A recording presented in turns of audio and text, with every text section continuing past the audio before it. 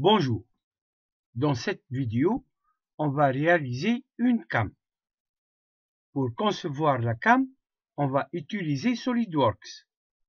Pour créer le fichier d'usinage G-code, on va utiliser le logiciel CAMBAM. Et pour l'usinage, on va utiliser une microfraiseuse.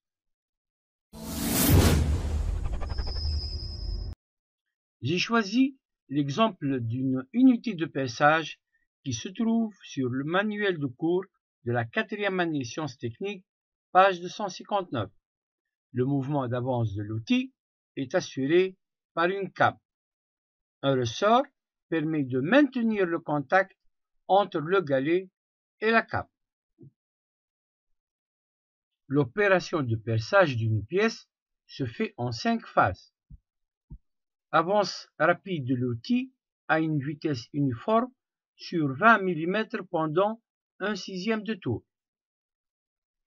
Ensuite, avance de l'outil à une vitesse uniforme sur 25 mm pendant 1/3 de tour.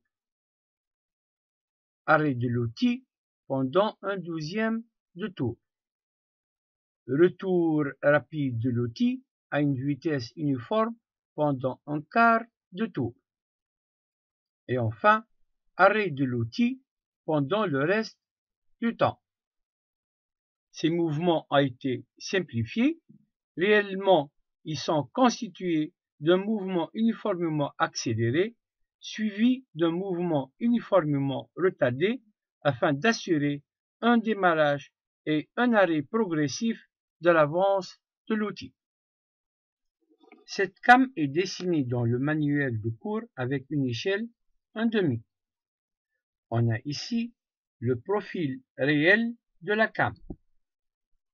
Le profil théorique passe ici par les centres du galet. Le cercle en rouge est appelé cercle de rayon minimal de la cam. Le rayon minimal de la cam est le plus petit rayon du profil de la cam. Le cercle en bleu est appelé cercle de levée nul. Le cercle de levée nul passe par le centre du galet quand celui-ci a une levée nulle, c'est-à-dire il n'a pas encore commencé son déplacement. C'est la position de départ. On a donc le rayon minimal de la cam, grand R égale 30 mm. Le rayon du galet, petit r égale 5 mm.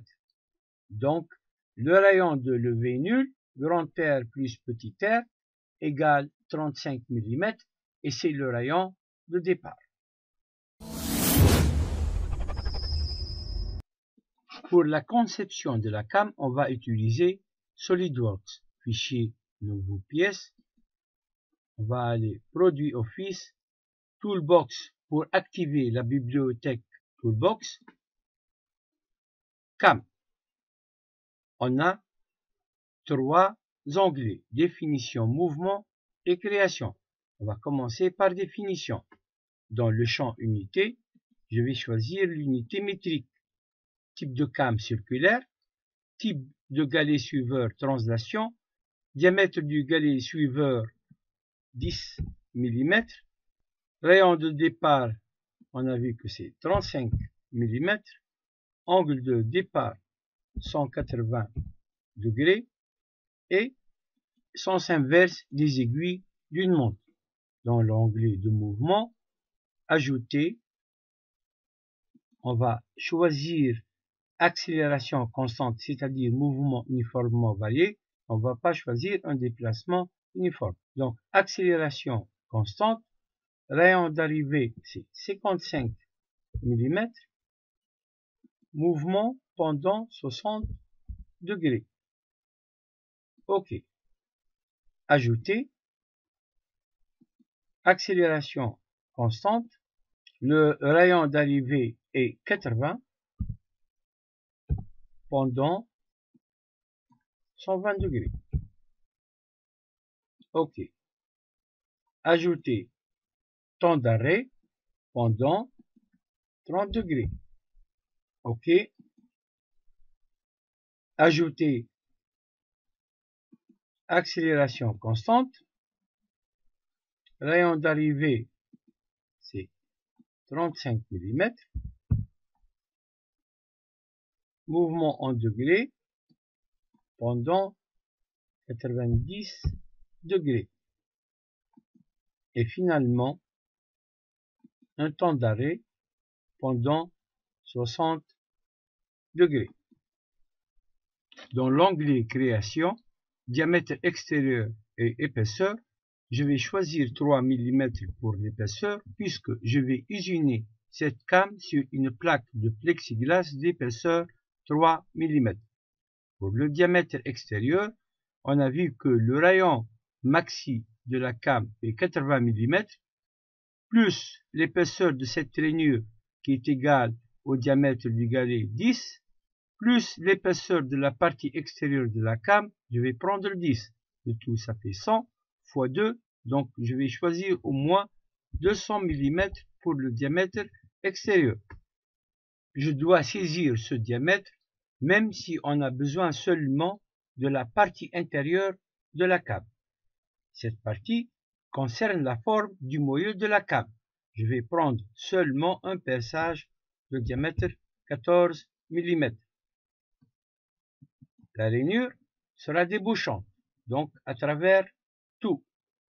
Incrément d'angle, je vais prendre 1 degré. Ici, plus la valeur sera faible, plus le profil sera lisse et précis. Pour surface du chemin, je vais prendre seulement la partie intérieure de la came.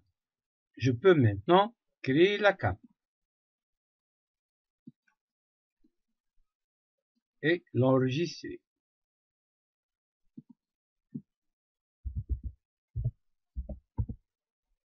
J'ai besoin d'un dessin 2D, donc je vais créer une mise en plan.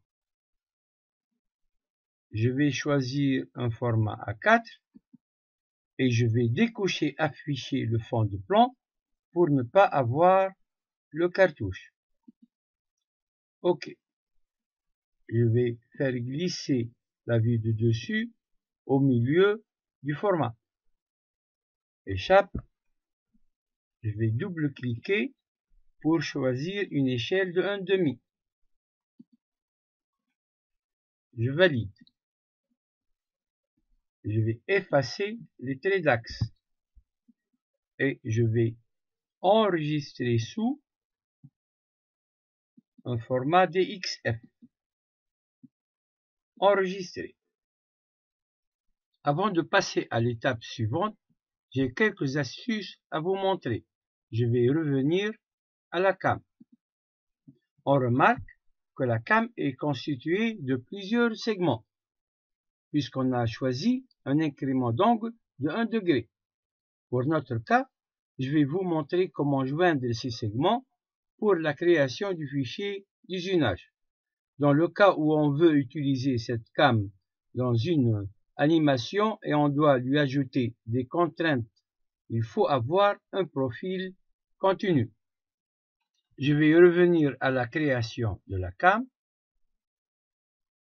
et je vais choisir des arcs avec un incrément de 30 ou de 60 degrés. Je vais choisir par exemple 30 degrés. Créer.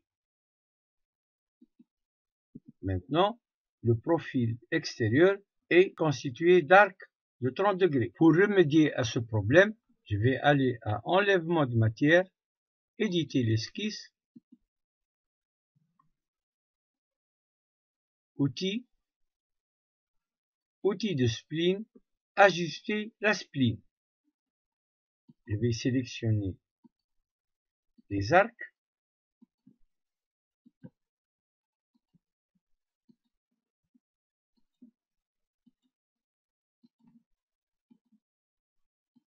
Et puis choisir fixe. Et on obtient un profil continu de la came. Vous pouvez réaliser d'autres pièces, par exemple une roue dentée. Pour la création d'une roue dentée, vous pouvez l'insérer directement de la bibliothèque Toolbox. Donc aller à la bibliothèque Toolbox, activer norme ISO par exemple, transmission de puissance, engrenage et choisir une roue droite cylindrique, clic droit, créer la pièce. Donc vous pouvez choisir le module, le nombre de dents. J'ai choisi ici un diamètre nominal de l'arbre de 7 mm et sans rainure. Je valide. Allez ensuite à fenêtre, allez à la roue,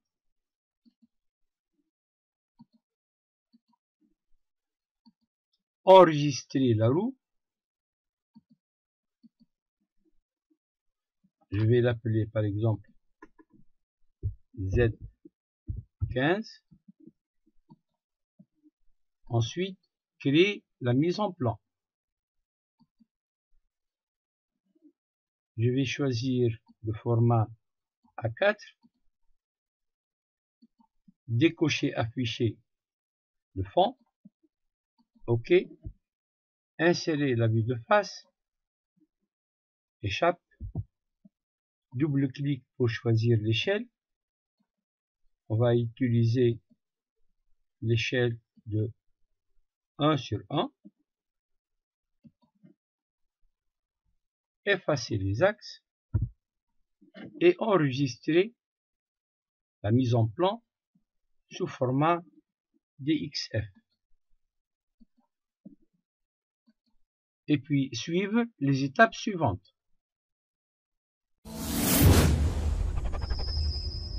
Je lance le logiciel Kanban et je vais ouvrir le fichier DXF qu'on a créé tout à l'heure. Et on remarque que le profil extérieur est constitué de plusieurs segments. Je vais les joindre. Je sélectionne la cam, édition, joindre. Je vais choisir une valeur faible pour ne pas joindre le profil extérieur avec le trou. OK. Je peux même convertir le cercle en polyline. Édition, convertir, polyline. Donc j'ai un polyline qui constitue le cercle et un polyline qui constitue le profil extérieur. Pour l'usinage, je vais saisir les dimensions du brut.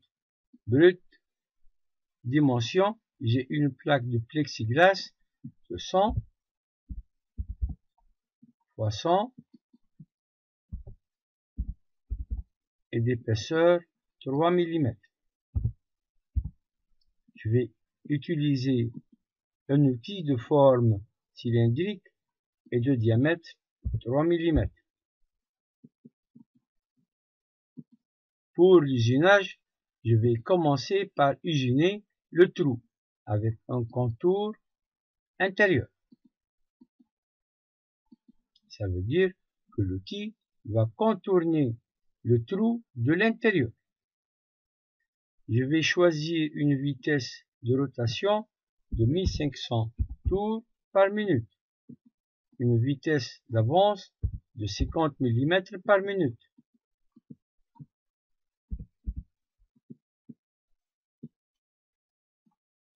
Profondeur finale, je vais choisir -4 pour être sûr de dépasser le brut qui est de 3 mm. Le plan de dégagement de l'outil, je vais choisir 5 mm, c'est-à-dire l'outil va se dégager de 5 mm. Je vais choisir incrément de passe 4 mm et ça veut dire que l'usinage va se faire en une seule passe. Maintenant, je vais sélectionner le profil extérieur et je vais choisir un contour extérieur. C'est-à-dire l'outil va se placer de l'extérieur pour usiner le profil extérieur. Je vais choisir les mêmes conditions de coupe, c'est-à-dire une vitesse de rotation de 1500 tours par minute, la vitesse d'avance 50 mm par minute,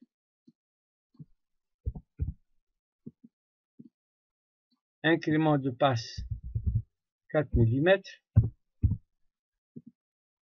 plan de dégagement 5 mm, profondeur finale -4.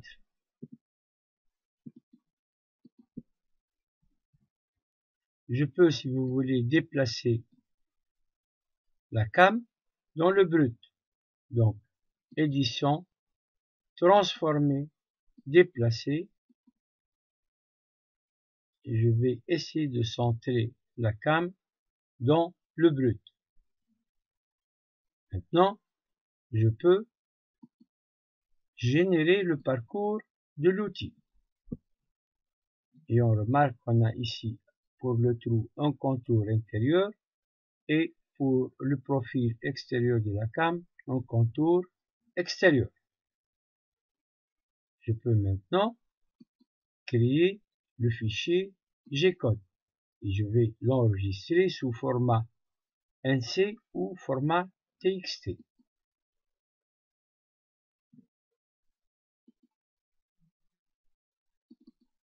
Et voici le fichier d'usinage G-code.